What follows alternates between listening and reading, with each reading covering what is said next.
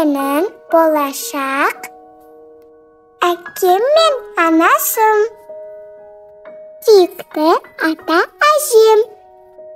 Мен сіздердің махаббаттарыңыздан заралған кішкентай бақытпын.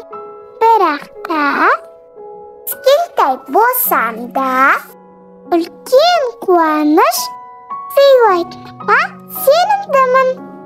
Қазір анамның құшағында жатып, әр дауысты, көңіл күйді, мейірім мен махаббатты сезе аламын.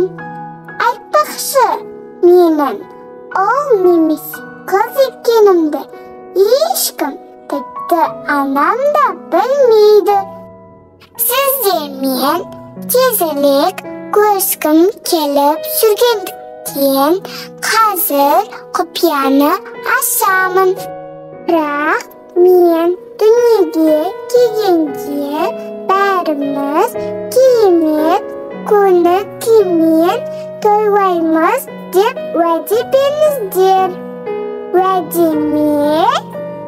Жарайды, сендім. Әлемен боласақ, ата-әжесінің